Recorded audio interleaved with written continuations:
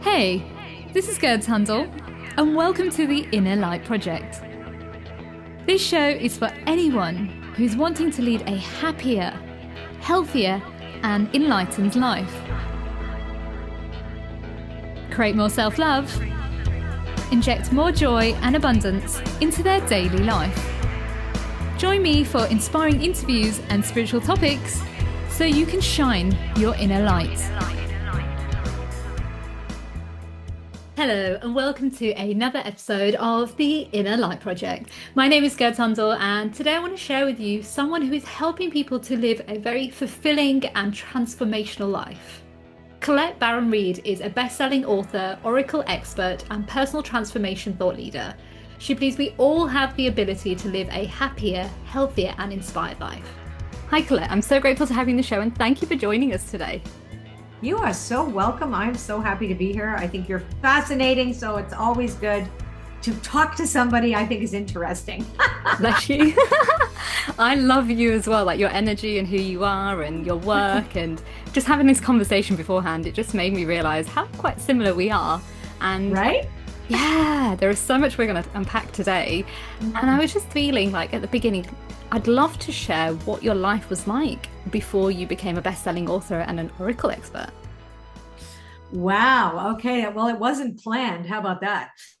I'll give you the short version so I grew up in, my parents were immigrants in Canada.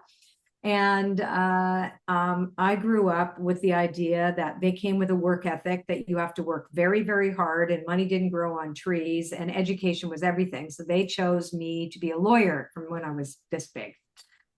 However, I wanted to be in music. So I was always an artist, right? So I was always interested in the arts. And that did not bode well. But I also had I think when I think back on what it was like for me, even as a child, right? So I had a tremendous empathy overload. I think if there were such a thing back in the early 60s, I was born in 1958, wow. If they had ADHD and all that stuff, if those were diagnoses at the time, I would have been 1000% diagnosed with a mental health disorder, because I was neurodivergent for sure. When I look back on how I processed things and how I was in the world, I didn't fit anywhere. Now, that said, one could say it was because of the fact that I could tune in the way I do now for a living. And I just know things about people. And it's interesting because I would just know things. And I wouldn't know why I just knew things, because I thought the person told me the thing. And they'd be like, how do you know that? I went, well, didn't you just tell me that? And then they go, no. I'm like, oh. So who knows like what it was. And I do think that anybody in the intuitive arts is on the slight divergence end of the spectrum. But I had a lot of emotional problems growing up. I had an eating disorder when I was 14. And it was funny because I wasn't overweight at all. And my mother put us on diets. Like it was in the 60s, the grapefruit diet, or early 70s, was a thing. It was like very popular. So my mother, who was also not overweight, went on this and put us on this diet. And I actually think at the time that really triggered an eating disorder. So, and I was bulimic by the time I was like 14, 15. So I struggled a lot, and having all this extra information, it was very difficult. And bless my parents, they didn't know what to do with me. And they were amazing. They were amazing parents. When I look back now, and I used to blame them for stuff, it was not them at all. My God, I was like, I don't know who. That's one of the reasons I'm so happy I don't have kids. I would have had some crazy drug addict, maniac, dead talker like me. So I did become a drug addict, and while going to law school, just so you know, I was very smart for a short period of time in my life anyway. I ended anyway. So how did I get to this career is what we want to know. So I got clean and sober, and I really look back at that moment as when the world opened up for me in 1986, January 2nd, 1986. was when my world changed dramatically and when I stopped using substances as an escape route from being inside my own skin. Wow. And I didn't have a choice, really. I would have died. I really do think I would have died. Wow. Um, I feel looking back, like some of the experiences I had, some of the violence, etc., that I experienced in my late teens, early 20s, all honed the skill that I have today because I actually had a couple of experiences where I left my body rather than deal with what was happening to me. And I Yeah. kind of hovered in the room up to the upper right. And that's where I get my information from. So I was able to kind of, in a way, like if you look, if a psychiatrist would have seen, had a point to say that I would have had a psychotic break. But without using those terminologies, I had an experience that enabled me to disconnect. So being a dissociation, like therapeutic, like being able to dissociate, even though that's something that is not, it's a way to survive. It's not something that you want to be in a dissociated state, but it enabled me to dissociate from myself or my identity in order to read someone else. So that, even though that at the time, I would not have woken up and said, whoa, look what I can do. If anything, it was like, let's hurt myself some more.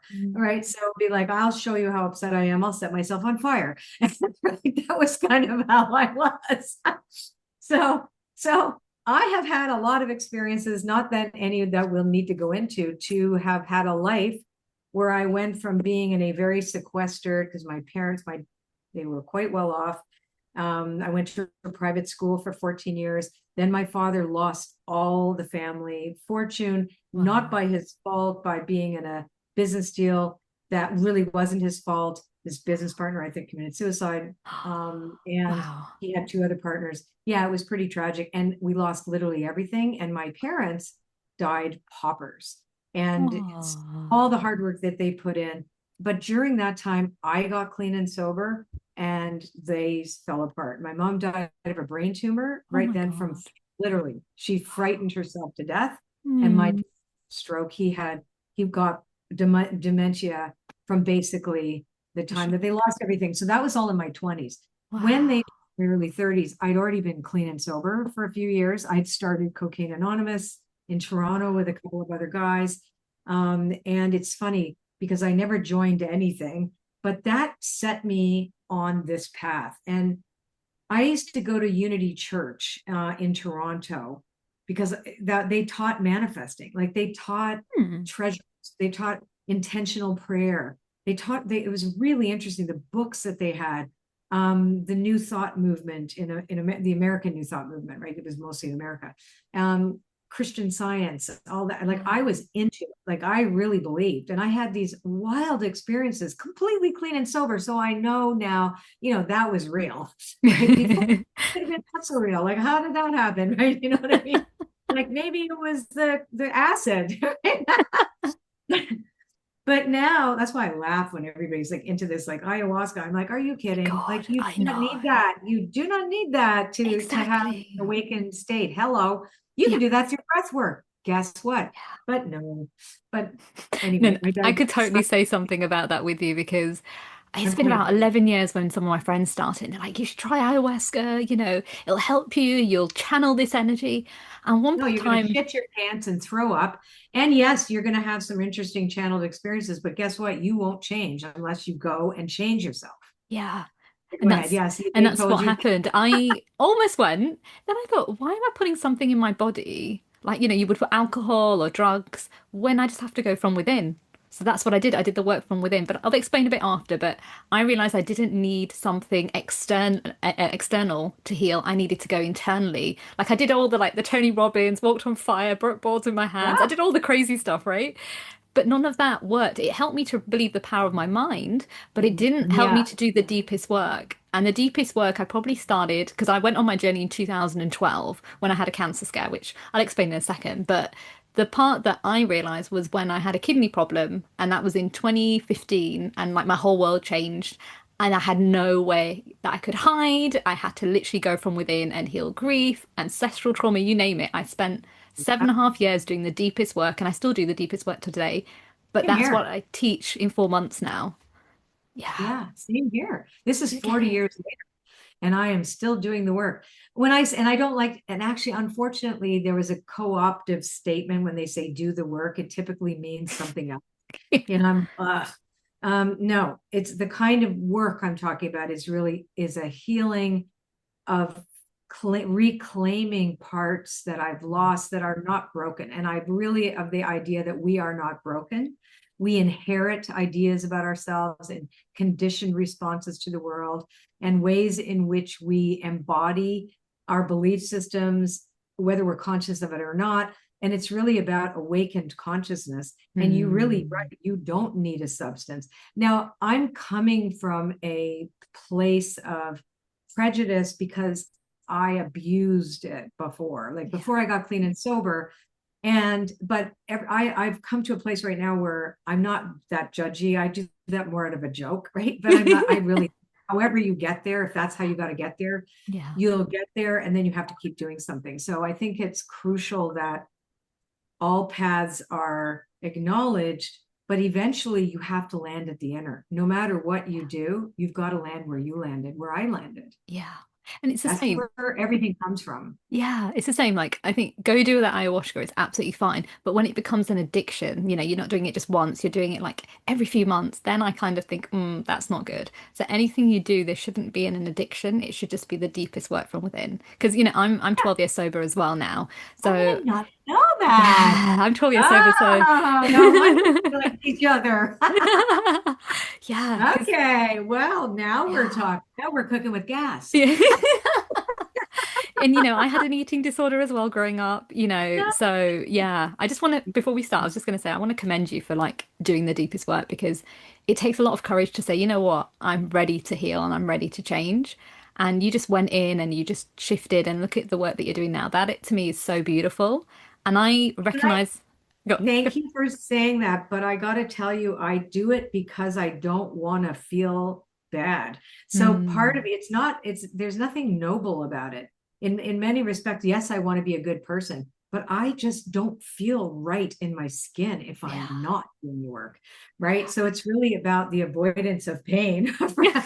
And all, and also because I got a second chance. And as you know, you Yeah. did too. We got a Yeah. second chance at life.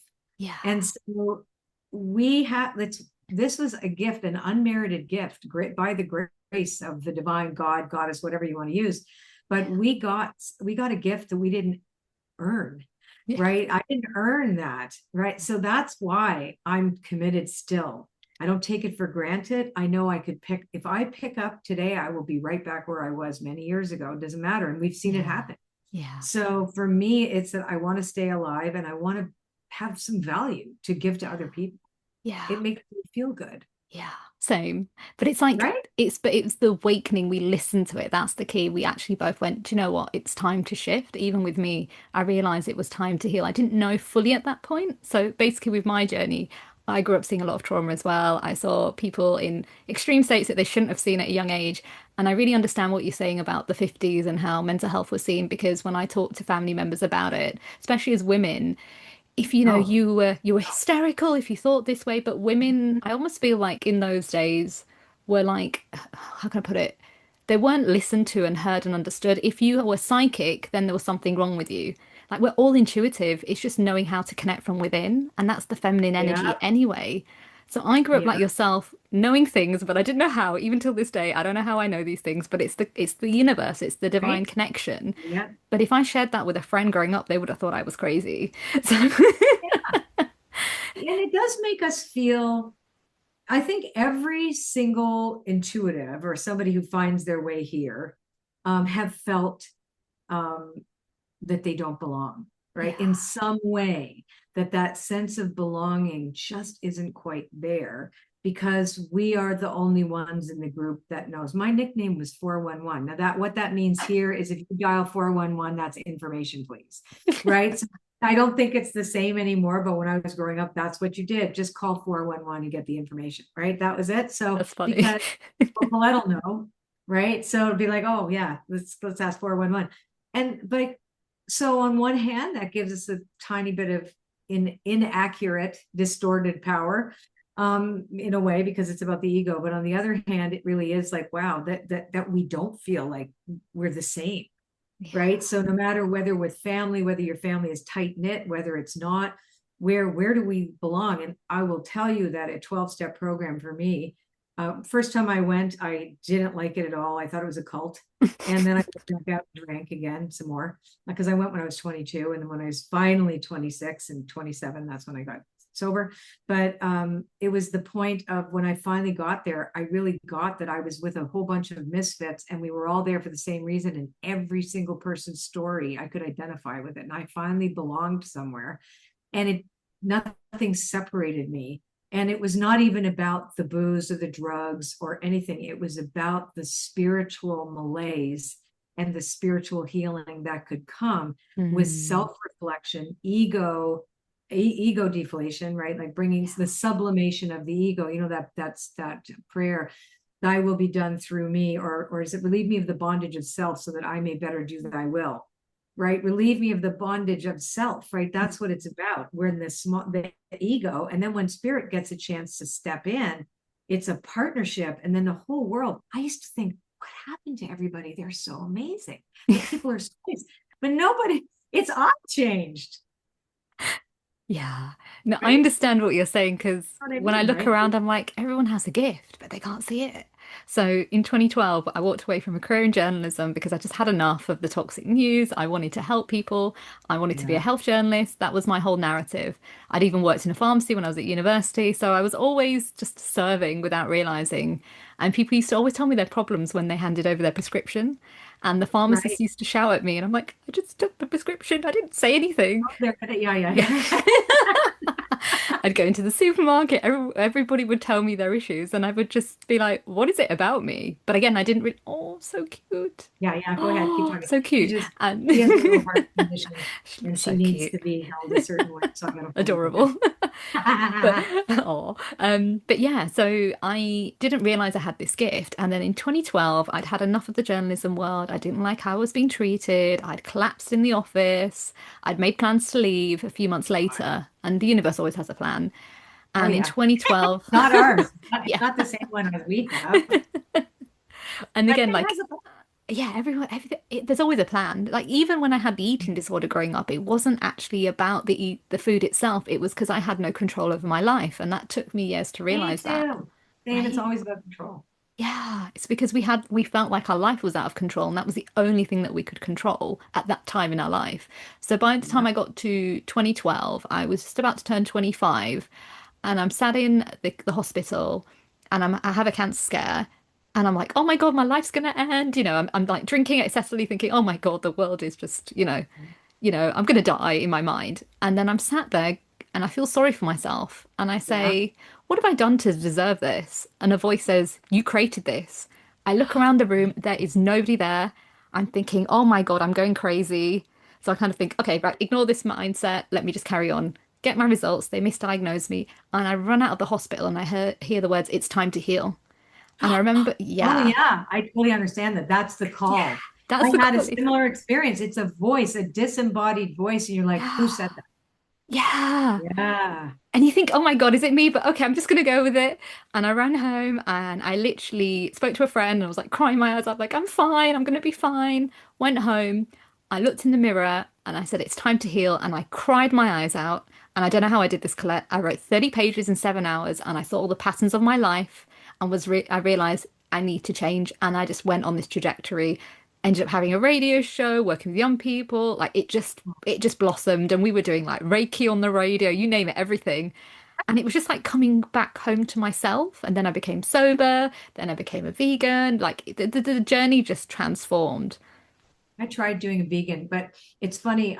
We did vegan. I did well, my husband just went along with me, but I was a vegan for about 5 years.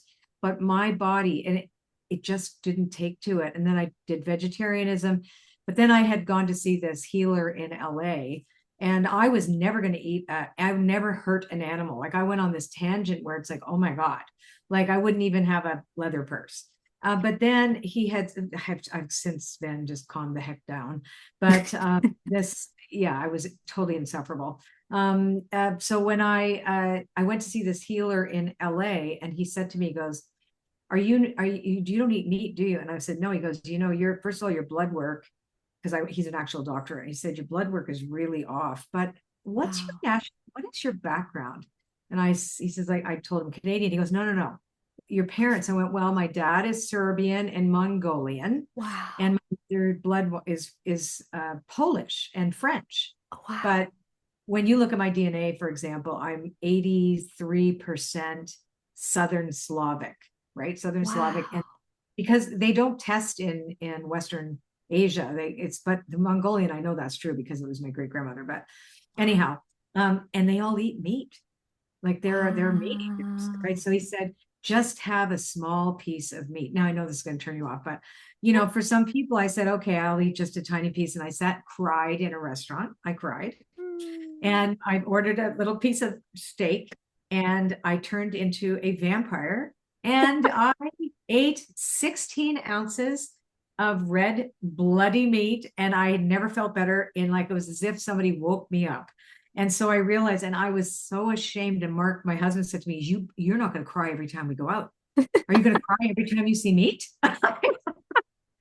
So I had to get over that. Yeah. But you know what? It's interesting what you're saying because Heather Dane, I know she used to be on Hay House. So Yeah, she interviewed me many years on Hay House, and this is when I had my kidney thing. So I was always a meat eater, and then yeah, I decided, I don't know, just intuitively I became a vegetarian, and then I became a vegan for like a little bit while and then I became a vegan later on, fully vegan. So I yeah, understand what you're saying, but she said something that was very potent to me at that time, and she says the way to heal is to eat your ancestors' foods. And that's what you yeah. did. They ate, oh, God forbid they ate horses. I'm never going to touch that. Maybe But not never, that. never. But they were very much so. And I also do really well with a lot of vegetables, like, and a little bit of meat, right? So, and I like fish. So fish is really my thing. Mm. But ultimately I had to, once I calmed down, but I know what works for me. And then there are days where all I have is vegetables, like all days on end, where my body just says, yep, that's it. You're just having this. So I've Yeah. come to learn to listen to the body, because it does change too. But Yeah. yeah, my ancestors, hate to say it, but they were out there chasing. Oh boy. So like Serbian, you know what I mean? Like it's very, Yeah. all the Balkans, they're meat eaters. They're meat eaters or fish eaters. And then yeah, yeah, But it it is what makes it is. sense. Yeah, because like my ancestors, the men would eat meat and women wouldn't really eat it. So when it was like my mum like would have meat growing up, then she became vegetarian, but she didn't eat it as much as like I did growing up. So my body couldn't digest it, and I actually didn't know I had a kidney defect until I was yeah, till I was 30. So I spent up to 30 years not even realizing I had a kidney defect. So Isn't that something? yeah, so And I then your kind of body adjusts too, right? Okay, go on. but the funny thing is, like, I stopped drinking, and then a few years later, I became a vegetarian. Just intuitively, had I not done that, I wouldn't have saved my kidney.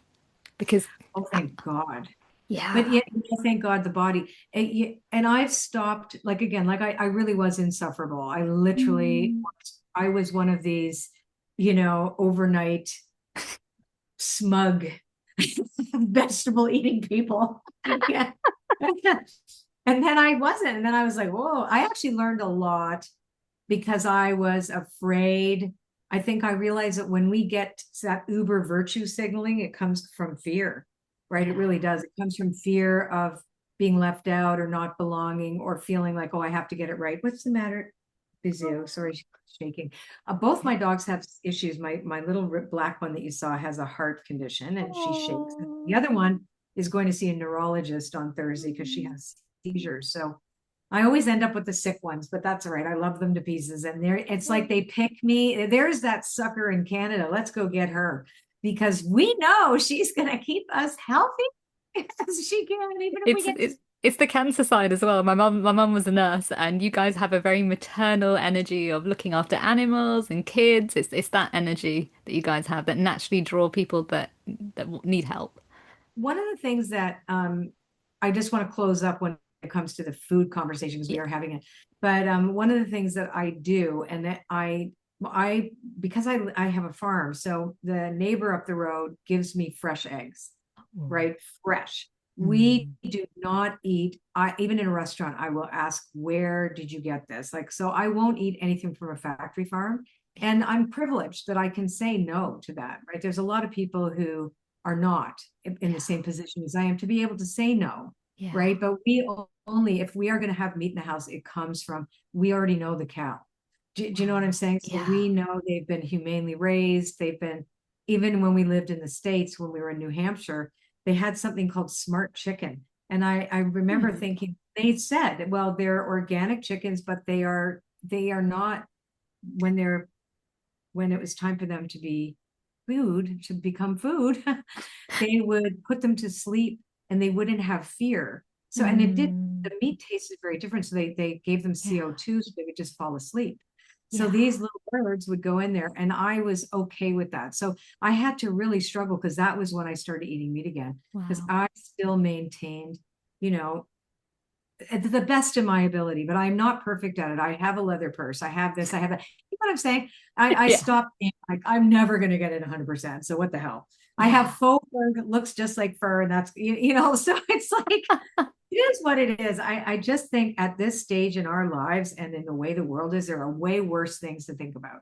Yeah. But I still want to maintain a clean relationship, where a respectful relationship, because, and I now really understand why the nature of prayer over a meal is really important, because they have given their lives for us. And we don't see that at the grocery store. We see things in plastic, Yeah. right? We don't know. So that's enough about the food.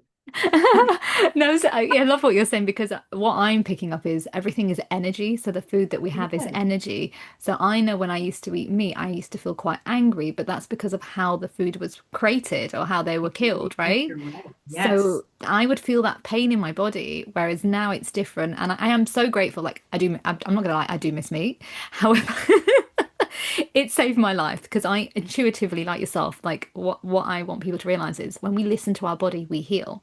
So if Yeah. I hadn't made that decision, I wouldn't have saved my kidney. When it came to the operation, I managed to save my kidney, but on the back of it, I got kidney disease. My intuition said, number one, don't remove the kidney, even if the consultants say it. So I found a consultant that did help and reconstructed Wow. my kidney. And number two, my intuition said, you need to go vegan. And I was kind of like, why? But my intuition said, do it. And I prayed for the answers how to reverse kidney disease. And I kid you not, it came up with medical medium. I Googled everything about kidney disease. And within 7 months, I reversed kidney disease, I reversed fibromyalgia, and I reversed chronic fatigue in 4 years. See, I think it's really interesting. I think that our suffering, when you can use your suffering as a way that's what's useful about suffering, if you can be anyway, if for yourself, to use it as a teaching tool, right? Like, I think, here's what I did, here's what I still do, here's how I've also recognized perfectionism is no bueno in my world. And nor should it be. I'm also an artist, so you can't be, it's got to be just expression. But I think that if we can turn something like that. And the first moment I understood that was when I first got sober. Now, I am also very colorful, obviously. Look at the hair. But at the time, I would be walking around in spandex with thigh boots, studded bras, okay, a shredded denim jacket, and Love it. hair looked like seriously, like a glam rock. That's how I looked. I have to dig up a picture. I've got to find it somewhere. Anyway, it's not a Halloween costume. That's how I looked every day. So I went at the meetings, right? And about 5 years later, a man had spoken and said at a meeting, and he said, I was going to commit suicide. I had come to a meeting and there you were speaking and you told your story. And I thought, that girl looks like that and had that experience. If she can do it, I can do this. And so you never know when your story is going to save someone's life. Like, and that I will never forget that the worst mistakes, and now I laugh about them, but the worst mistakes, the things that didn't go right, the getting on your knees, and then asking for help, and then one day at a time, one step at a time, as the fog lifts one step on the staircase before the next one, and then just being able to share that experience, strength, and hope with other people. Like, that's why I know that if we can turn the experiences we had, like what you have had, Yeah. and share it with people who are listening to your show, they're going, wow, she did that, because you were gifted with, I think we do have, the grace is an unmerited gift, And when the grace of God comes into us and we, or goddess, or again, like I know people are very precious about all what they call their freaking higher power, and I don't really care. Just call it anything, Whatever works for right? you. Just there, right? The higher power, and then you realize that because of myself, I can't do this. I can't, he, she, it, whatever can. I'm going to have to let it help me. Yeah. Because no human power can relieve me of these things. No human power could relieve me of my depression. Yeah. No human power could relieve me of my eating disorder. No human power could relieve me of my addictions. But when I literally surrendered and gave it over to a power greater than myself and then did the work, my life became a miracle. I still didn't want to do this. For the first 6 years, I did this for a living. I told people, I don't really do this. I'm really a singer. Don't come back next year. Because I was doing paintings and I was painting on clothes. I made a living as an artist on clothing, right? I would paint these things that are now in my paintings, and I would paint these sigils, and I didn't know what they were, but I was painting these runic symbols and things like that on clothing and selling the jackets. And I literally lived off of that for 2 years. And then I just stopped one day. And then the readings became more important. And then I just kept following, I guess, the crumbs into the forest, right? Saying all along, oh, thy will be done. P.S. I really want to be a singer. So, that record deal, I said, that's the way. That's the way. Oh, you want me to go this way? No, no, no. Is that a detour? Wait. Right. That's how it was the whole time. And even though I got the record deal, and even though I have 2 albums, and even though I'll have this is my life. Yeah. It's It was helping listening to the others. soil. The weirdo gifts that I have. I can talk to dead people. I can see things that people can't see. I can share my gobbledygook of a life, and I can genuinely, but I don't take myself seriously, but I take my responsibility seriously. I take it very seriously. And I don't teach what I don't know or haven't experienced. Yeah. I don't teach on the go. Do you know what I'm saying? Yeah. Yeah. Like I have had to have the experience, the integration. I've had to understand it before I have the right to stand on a box and say, I can teach you this, because I noticed Yeah. that's popular. No, I love that. And it's so true. Like, and I think that's why people relate with you so much, and like people with the work that I do, is because we've been in the dark In moments. there. We've been there. We understand it. We know the tools that worked, and we share that. And that's what's key. That's what we're meant to do as humanity, isn't it? We're a And community. We it's help one another. and we're not gurus. Like that was the one thing I loved about Tony Robbins, even though he people still put him on that pedestal. But I did a bunch of his stuff when I was young, the Yeah. fire walk, the thing. Yeah. When he first did it, I'm talking like 30 years ago or something. My God. Right. But ultimately at the end of the day, it is, you share an umbrella. That's how I see it. And right now for me in my career, I'm 67. I'm at a stage where I said to myself, this is now where I give away everything that I have learned. I teach people how to do what I do. I'm going to teach them how to make oracle cards the way I have learned to do it, the way I've done it. I'm going to teach them how to coach the way I've done it. I'm going to teach them how to do readings. That's new. I said I would never do that. Next year, I'm going to be adding a professional certification for people who are intuitive oracle guides. I just decided, okay, how have I lived my life up until now? Now it's time to give away everything that I've done and let them make it their own. Wow. Let everybody make it their own, right? Even with the art, like this book that I've got coming out, like The Art of Manifesting. You know how this happened? It's so bizarre. So I broke my foot. I broke my foot and I couldn't go anywhere. And I was online and I took a class for 7-year-olds. They were teaching something about the neuro arts. And then I met somebody else. And then I did this. I did all these online line art classes. And then I joined this membership. And it turned out this is an incredible woman from London. We made friends. Turned out we were both Reiki masters. Turned out we did the identical thing with our paper. She also taught a fabulous thing called neurographica. That's not what this is. Anyway, so I had developed my own thing. And it's, kind of, if you would look at any type of, shape or whatever, but it's all about representation of frequency, etc. So I said to her, I said, what if we do this together? Why don't you come on board with me and help me out with this? And she was like, yes. But we didn't know where it was going. And then I taught all the executives at Hay House this thing that I did. Wow. It worked. And they just said, do you want a book deal? And I'm like, yes. It was crazy. Even Anna, like my Anna Denny, amazing teacher too, really brilliant. And if people do like the more structured approach, she teaches that too, Wow. which is very, very different. It was a Russian guy that created it, but this is very like glitter. You can put anything you want on the thing. It's like anybody can do this. There's no rules, just some suggestions and how you approach it spiritually and with intention. But they just said, here we go, and here it is. And I'm like I'm in shock. Like this is, and I know that right now we need whatever it is that we have, whether your work as a trauma coach or, your work is sharing what you do, all the different things that I do, we need some type of way, and there's many of them out there, but this was just my version of it. There's many versions of this, of a way to manage your nervous system so that you can return to agency.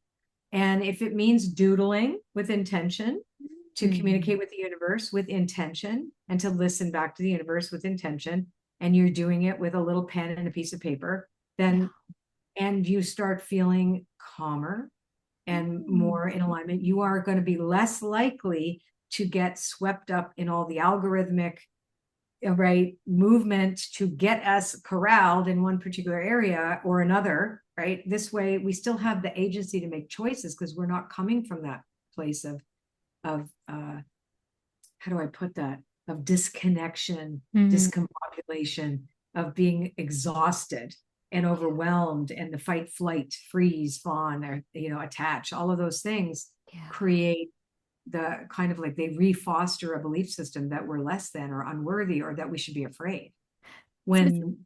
Yeah, go ahead. So I was gonna say, so is it almost like, when you're in school and you're like doodling and you're being present, it's kind of like being that, right? Yep. Oh, Only what wow. we have a very specific number of steps that we do. So for example, so I'll just give you some of them. So, and it's in the book. So you have, both of us Reiki'd our paper without telling the other one, until one day I said it and she goes, "You do that?" I went, yeah. And I said, plus I've been teaching this other thing. So, which is a dog exercise. No, no, no. I'm on a podcast. I hope you can, I edit this. We're glad Can you this edit bit. that? Yeah, Okay. that's All right, fine. Daddy, I am still on a podcast. Okay. Okay, we can edit this, I Yeah, hope. yeah, that's fine. We can edit it. Yeah, don't worry. Well, whatever. People know I'm at home with the dogs. Okay. It's fine. Husband unit is in the house. Okay. So, yes. Also, like if you see this, right, you Yeah. see kind of how that is. So we start by, so let's say that the paper, we want to talk to the universe, right? This is a conversation, right? So we want to have a conversation with the universe. We know that we're always broadcasting energy and we're receiving energy back, right? This is reception. When we are in stress of any kind, we're disconnected really from that, because we keep sending out stress signals, right? The signal is stress, stress, stress. And parts of us are trying to figure out how to meet that, right? And we have old modes of behavior or thought processes that will kick in to protect us. That doesn't work. Would you say that's also generational? So with the work that we know, 100%. yeah. My mom was a Holocaust survivor. I mean, when I say that, my grandfather, I still, it's interesting. I thought I was there. My mom has died, so I don't have a drop of Jewish blood in me. I thought I was going to find some in one of my DNA. My mom, her father was French, and he ended up dying in Dachau at a concentration camp. So he was picked up by the SS at the door. But it really could have been, we know he was part of the French resistance. He may not have even been Jewish. My mom gave us, she said, "Oh, you might be Jewish, might be part Jewish." And then, but she never finished. I never got the whole story when she died. And then I went and did this whole genealogy thing. But bottom line is, she picked up body parts during World War II. Yeah. And it was hidden in a family. And, was like, so all the different pieces of the story. But the bottom line is, that's traumatic. Okay. So Dad was part of, he was best friends with Tito, who was head of in Yugoslavia, former Yugoslavia. Wow. Who let him escape because he was a guerrilla fighter. So, and he was counter-espionage agent, which I know for sure was true, for the Brits, or he got strung up by the Russians. He would build the bridges for the Germans and blow them up for the British, and then the Russians and then the British came and got him out, and oh my God. And he basically went in with black hair and came out with white hair on the Oh other my end. God. Sewer, public sewer. Trauma there. And they didn't want to tell us anything, Yeah. right? So they were going to bring us to Canada, anglicize our last name, make it all better. And then I had to put all the pieces together. But my dad used to say all the time, you are directly descended from Genghis Khan. Right? We'll I, believe what they tell us, right? oh no, but I believe that. I actually realized it because that's what his grandmother would say, great grandmother would Oh say. my So God. and she was brought with horses from Mongolia because they were horse traders Oh way my back when. God. Yeah, it's crazy. But anyway, I digress. So yes. So yes, I got all this stuff that it wasn't safe to be yourself, right? Like you had that's how about that? Yeah. Sewn right up right there. It's not safe. You're Yeah. not safe. You Yeah. can't be too different, Yeah. Yeah. right? You cannot be different. You got to fit right in. Yeah. Fit in, no matter what cost.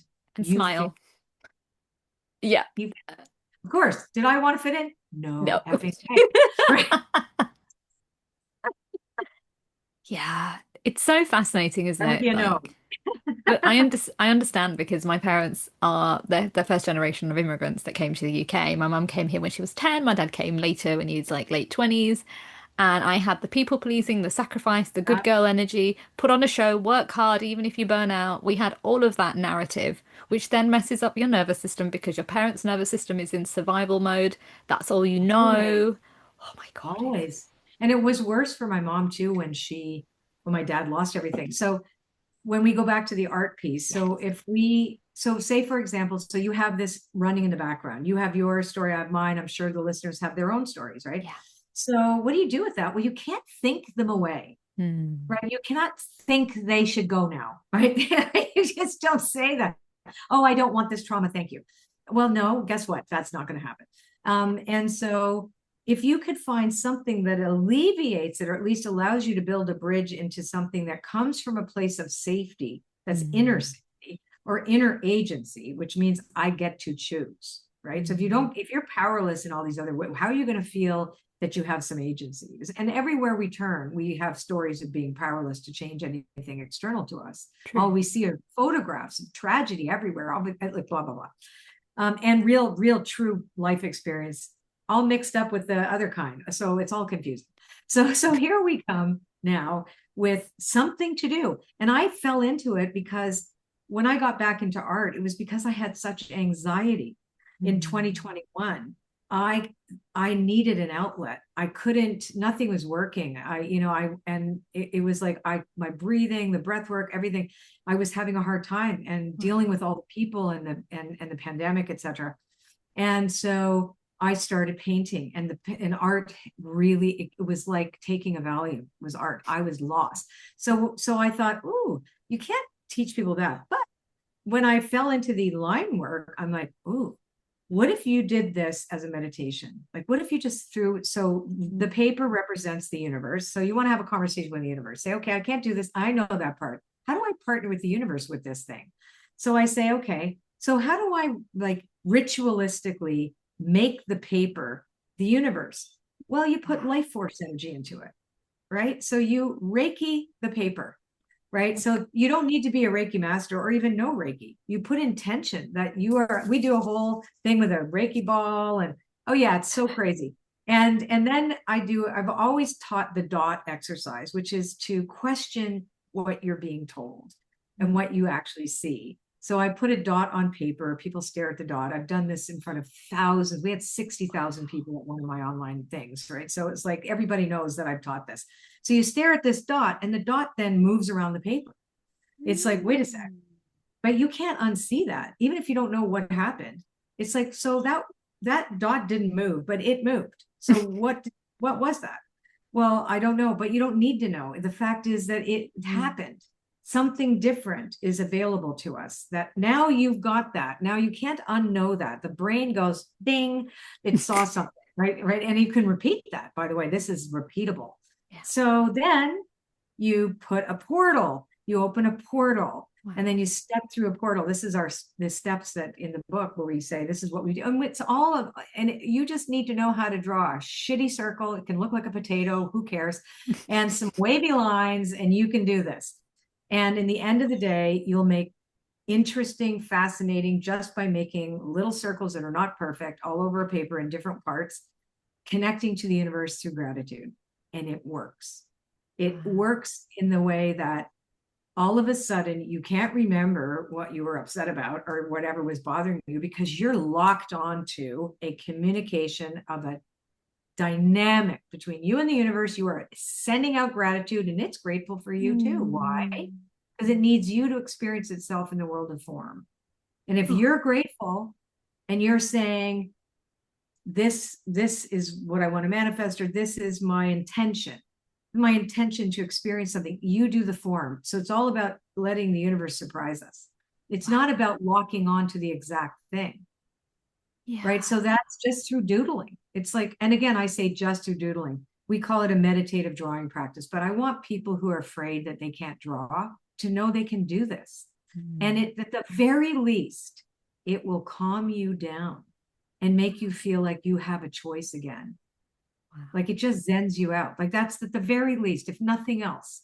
It's like, I taught this to an 8-year-old in the summer. I was in Portugal, and she was they were 3 little kids. They were doing it with me.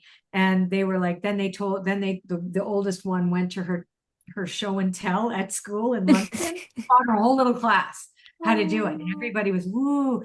And there was a woman there who was particularly stressed out. And I said, here, let me teach you how to just do this circle thing that we do. And she did it. And she told me after, she goes, I can't believe that this helped me. I don't even remember what I was anxious about. Wow. She was halfway through. And then she sent me a picture of it. It was beautiful. She goes, I didn't even know I could draw. Wow. And I said, well, so that is what that's what this book and this process is about letting go our tight hold on the need for certainty and surrendering into a sense of safety and gratitude, no matter what's going on external to us, where once we feel that feeling, the reticular activating system of our brain is going to light up the runway and show us, hey, you know that feeling you kept rehearsing? There's more of that over there. That thing there, that person over there is going to make you feel this again. So you're going to want to go there. And it does, and that's how it works. Wow. It just goes whoop. Yeah, it's crazy. And it's so simple. Powerful. Like so simple. But that's the thing, isn't it? Sometimes it's simplest things. And I was going to ask you what's the difference between the art of manifesting versus a vision board, but it makes sense. It's because you're connecting the dot with yourself. You're not needing to get some external images. You just go Well, you to can. Oh, okay. So you can, but learning that the images are only placeholders. So Okay. I teach a vision board exercise every year for my entire, right? So every year, last year, I think we had 40,000 people that came to it. So this is the first time I taught it as a drawing. Wow. Right. So I said, so you're just going to put symbols of what the thing is that you want, the symbol of that. But I teach something called the zone of synchronicity. And so the zone of synchronicity is a very fat border, because whenever we do a vision board and we say this or something better now manifest for me, what are we saying? Well, this, but give me, or something better than this, right? Like, but anything else other than that, I'm not saying yes to that, right? That's what we're actually saying. This here, or something better than this. But instead, I have a whole border. It's called the zone of synchronicity. And I just put surprise me on it. And there's all this big empty circles with saying, you fill this for me. This is what I want in here, but you show me what it's really supposed to look like. It's coming back home to self. Yeah. Yeah. It really is. Yeah. So it's so funny too. I got to tell you this is a very funny story. So I taught it January 6th on Epiphany. I taught it on the Epiphany this year. And so I had posted something because we trademarked our logo for the AM method, just because this is the method or the steps really, but it's line work. I want everybody to do it and do it their own version. Just go do it. This is our version of that. Right. So she says, so apparently somebody had come to my workshop. There was at least, I think legitimately, because sometimes we get bots. I think legitimately there was 33,000 people, but sometimes we get about 10,000 extra. One time I had 90,000 people. We thought, oh my God, like half of them were bots. Half of them were bots, right? Oh, yeah. It was like, whoa, my God, we have to like spend so much more money on Zoom. No, you didn't. So anyhow, so somebody had gone into another group that they belonged to and basically took the video and taught it to the people, which I think is fantastic. But Wow. this lady came on and goes, well, how could you have done that when my friend taught it in this group January 19th? I went, well, she was obviously in my class. She gave it to us. And I'm like, I don't care who It gives doesn't it to you. matter. I don't care. That's why I gave it for free to 33,000 people. Go do this and show it to people and then go and teach it. That's what I believe. I believe that go and take the torch and carry it. Yeah. Go. That's the way to do it now. It's a we. That's Yes. why Pluto is an Aquarius now. It's Yeah. about we. It's not about me and Yeah. me, and mine. No, it's ours. Yeah. Yeah. Ours. I Let's don't do it together. understand that where people have this need. Like, obviously, I know we get sometimes obsessed with, like, that's what I created, but there's somebody else out there that might have the same mindset and the same idea at the same time, and the universe has put it into both people. But at the end of No, the and we want to day, be so special. exactly, me, Chronic like you said. uniqueness. But that's the I ego, I right? really suffered. I suffered with that, I think. I really think I struggled with that when because there was a period where my oracle cards, like I've done 19 decks now. Wow. And yeah, and I'm there's everybody's doing them now. Like Yeah. everybody's doing them. But there was a point in during my career where like I was a big fish in a little spit puddle. I'm gonna Yeah. splash near some more. And then finally I got to the place where it's like, no, this is just going to be for the people who want it.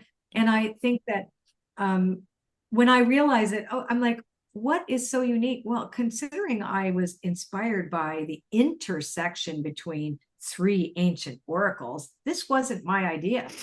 You know what I mean? It wasn't. The divination decks that I are derivatives. Yeah. I can happily say that today, but when I was younger and I needed to somehow prove myself, like I had to prove that I was good, that I had something special. Now Yeah. I don't, But that was but the I inner child, isn't it? The inner child was wanting acceptance.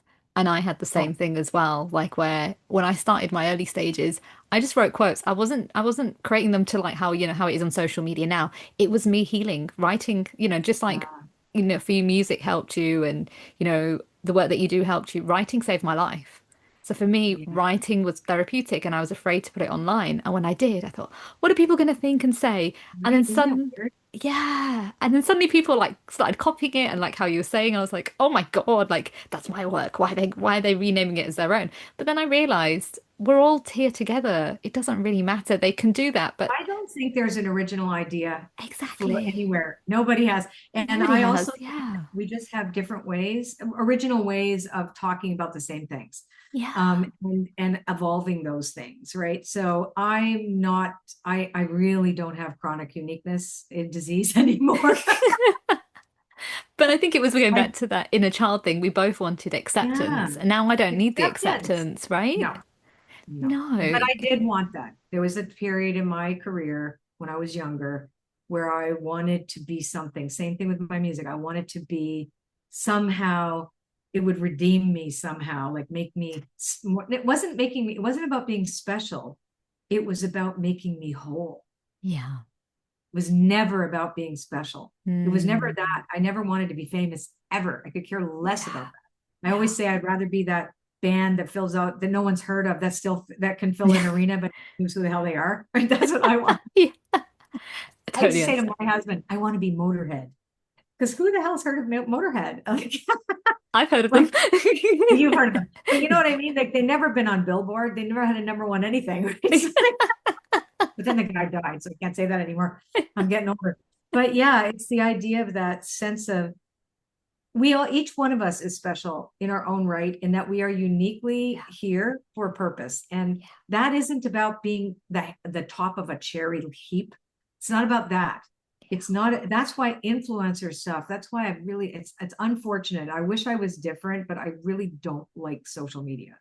I have a really hard time with it. No, my honest to God, my Same. team has to force me to make videos. I'm like, ah, I'm the same. I used to love being on social media. Now I'm like, it's just everybody's an influencer. And I'm just like, when are people just going to be themselves? I just want everyone to be themselves because they have the gift to share your gift. even the raw is I faked know. often. But I don't want to say, like, I really don't Yeah. have time to poo-poo anything. Yeah, But same. now I realize that it is a vehicle where people to come together. You know who you should have on your show? She's amazing. Her name is Aisha Ophelia. You got to check her social media is rad. She is fabulous. Mm. She's in her 40s. She used to work for me like 20 years ago, and she's like my niece. I love her, but she is one to watch. She is hardcore spiritual, doing the work. She's a Mm. just amazing, wise, interesting, and artsy. Like if you have to see her channel, it's like she's the coolest person on the planet, I think, anyway. Wow.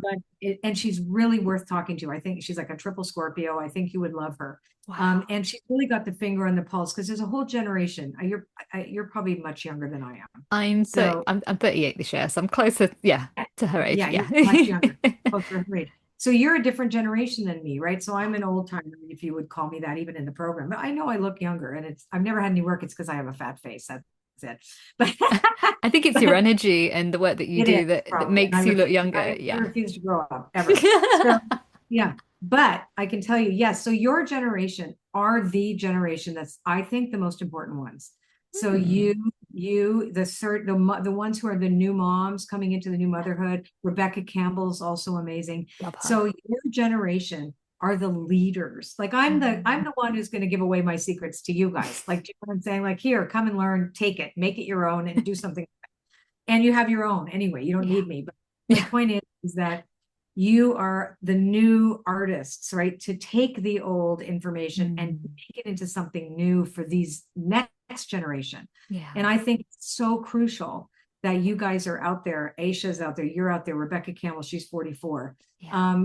Jennifer Rassiopi, incredible, really great astrologer. And that other one who I love, she's also very witchy. I can't remember her. Eliza Kelly. Okay. Like there's so many cool people, mid 40s and under, that I think like that's are the people to watch right now, and to take, because you are the leaders. You Yeah. really are. You are the leaders right now. You're Yeah. the ones that are going to impact these younger generations, because you're not so far. I'm relatable to most younger people because I act the way I do and I talk the way I do. I don't actually have a lot of people my own age follow me. They're like, what? A small group do, but it's like this is so important that you are out there doing this work, talking the way you do, sharing what you do, giving people protocols. They can relate to your experience because you're closer to their age too, and they're not Yeah. seeing some person they're like, oh, I don't want to be like her when I'm 67. Or else, oh, I hope I am. I would love to be like you when I'm older. You Just know what being I'm saying? It's yourself. like, Yeah. yeah, it's just so important that you guys stick together too, and none of Yeah. this, you know, Yes. like the competitive thing that Ugh. we were raised with is like the girl boss garbage. Like, Ugh. no, help each other, get out there Yeah. and hold hands and shape the world, because you are the shapers. Yeah. You are the shapers. I've had my shot. Now I'm still teaching, but my point is that I'm teaching very specific things Yeah. that I've created, that I have built, that are that will help you guys to build your things or Yeah. not, right? It's like, or Yeah. people who really want to hear what I've done, experience, and then here, like I've been very successful at a number of things, but that's the only things that I know that I can teach because I know what they are. Yeah. So I think it's just an incredible time to be alive, and alive to be in your generation. Yeah, thank you for saying that because I find interesting is your generation is what taught us the path because we had to see all the patterns that you guys grew up with. We then had to learn how to unheal it. We are like the first generation that has made therapy feel like a good thing versus, oh my God, Yeah. it was stereotyped, right? Growing up, we wouldn't dream, I wouldn't have dreamed going to therapy when I was a kid because you had that taboo side to it. But then I think in the last like 10, 12 years, we've shifted that I'm okay. perspective. And then the Yeah. younger generation are Healing. just Yeah. are open to it. Healing. And it's okay. And yeah, it's what an interesting time we live in. Yeah, because when I talked to my mum about it, my mum's born in 1952, so she's 6 years older than Holy you. And, she tells me about therapy in those days. She's like, my God, nobody would have gone. It was a shameful thing. It was a taboo thing. shameful, Yeah. shameful. And It when was a shameful thing. like Yeah. there's something wrong with you, but not, there's always something wrong with all of us. None of us are perfect. We've all got some health But that was condition or not some, okay. My yeah. mother never cried in her whole life until my dad lost family. Well, she cried once when she was young, when she had her tonsils out. I saw her cry that time. And then when my dad lost the family's money, I never saw her cry because it was pull up your bootstraps. You know, Yes, you're lucky to be here. People are starving all around the world. Eat your food. Don't talk about your hardships. Never speak about the family and don't tell anybody who you really are. exactly. Always shameful. Like if you tell the, don't share our family secrets. And oh my God, there was so much, wasn't there? To, But that's okay because they were trying to protect us because that's what they were taught. it was a But survival now mode. I think the world is changing dramatically, and you guys are the ones that need to be the most authentic, get Yeah, out, and you got to make something new. yeah. You got to You, make shit up now, right? Because everything we've ever done doesn't work, right? And that's why, and we have to really honestly be very careful not to get into this nihilistic identity of nothing works, who cares, whatever. That's not no. true. You know what always works? Yeah. Communication and partnership with spirit. The Hmm. invisible world always works. Yeah. It Which is why your always. book is amazing because it's all about coming back home to self, the art of manifesting, and it's trusting what is the next stages for you and your future, which I think is absolutely beautiful. Yeah. No, I'm so happy my mother kept my little mouse drawings. I always wondered, well, why does she keep my little mice? I made little mice drawings for her when I was a little kid because it was like, look how cute I am. Oh, that's so cute though. I love that. I've Yeah. got a few more. Anyway, it was, I was do just going to say, we? I've got two more Yeah. questions. We have gone Yes. Okay. overboard, but it's absolutely Okay, fine. great. But I've just got a few more questions. What are your five top tips for someone who wants to rewire their brain for abundance? What can they do? Hmm. First identify where they have scarcity issues, right? I think that just acknowledging this, I have scarcity here. Try, and then remember I said no human power can relieve me. I don't think a human power could have ever relieved me of my scarcity issues because I really believed that scarcity. I didn't believe that money should be in a bank because the bank took our house. I was one of these people for many years, put my cash in a shoebox. Oh my God. I first, I'm not kidding. I was terrified. Right. That was when I was in my newly sober. Oh my God, the bank took the house. I can't put money in the bank. Oh yeah. Wow. So it's kind of like, where is your scarcity? Where does it come from? Is it true? What Mm. would it, and then what could you imagine? So rehearsing something else like an actor. It's like I rehearsed abundance over and over again, not believing in it until I did, and it was like it became, oh, I guess I do.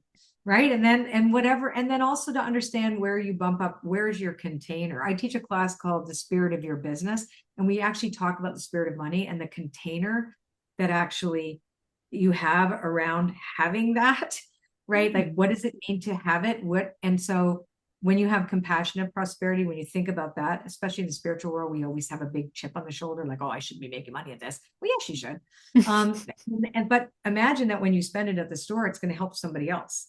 It's going to help that person who put that product there, who's going to, or whatever, watch it circulate, Mm. so there's all kinds of things. I don't even know one. Like, there's a great book I would suggest people read, and that would be The Dynamic Laws of Prosperity by Catherine Ponder. It's an old book written in the 60s. Great book. Yeah, it really helps. It helps because it's all about your higher power. Beautiful. What are you most grateful for? I am most grateful for my life in general. I'm most grateful for the fact that I have a lot of hope. Mm. I'm really grateful. I'm really grateful, period. I'm most grateful for literally everything. I'm most grateful that I've also been able to be divested of my ambitious nature. My Mm. Mars in Aries is like, go get, and I've calmed down. So I'm very grateful about that. And I'm also grateful for aging. I wish I had known a lot of the things. I also wish that, I don't know. I wish there was a shortcut. I will never take the jet. You know what I mean? I wish there was something because yeah, but whatever. No, I'm just grateful to be having a second chance at life and look what I get to Mm. do. Beautiful. And what shines your inner light? Smelling my dog. That I'll has to do be a the segment like kissing my husband. He's the best kisser on the planet. That's my number one. That lights me up. Being with my little dogs and painting and drawing. That's everything. It's it all. It's like I don't have one thing. I love that. The smelling of the dogs, that's the most interesting thing I've ever heard on the podcast. I'll give you that. I love the smell of my dogs. Yeah, I can sniff you and throat you and the memories. And also, you know what else? The fact that I've been able to forgive and understand that I have never been that all the stories that I believed about my parents, my upbringing and all that, like how much of that I have healed and therefore healed them. Right. And I'm not angry or resentful or have any issues with that. That's there's a freedom and a liberation that comes from that. Yeah. I'm very freaking grateful for my sobriety. How's that? That's my number one. I could have said that first, but and you too. Oh, that's so cute. Are people gonna see this or just hear? They might see parts of it. Oh, I think I will. Oh, so cute. Tinkerbell. Tinkerbell. Hello. You have You're to go so to cute. She has seizures. She has to go to the neurologist on Thursday. You little boo-boo. Well, I just want to say thank you so much, Colette, for being on the show and just being yourself and coming back home to yourself. Thank you. That was a great, fun time. I hope I didn't swear too much. I am the mystical pirate. That's my nickname. Wow, what a beautiful episode with Colette. Please do check out her work. I will be adding everything in the show notes below. And I want you to just really trust that your life is heading exactly where it's meant to. Everything will unfold at the right time, but it's all about listening to oneself and one's wisdom from within and to trust that everything unfolds at the right time. Now, unfortunately, that's the end of the show. Before I leave, I want to leave you with this quote. You create your thoughts and your thoughts create your reality. That's a quote by Wayne Dyer. Now, if you're struggling to let the past go and trust the wisdom from within, and you really want to reclaim your power, visit my new program, which is the Infinite Trust Method, at www.gurdshundal.com. And remember, stay happy, stay healthy, stay lit.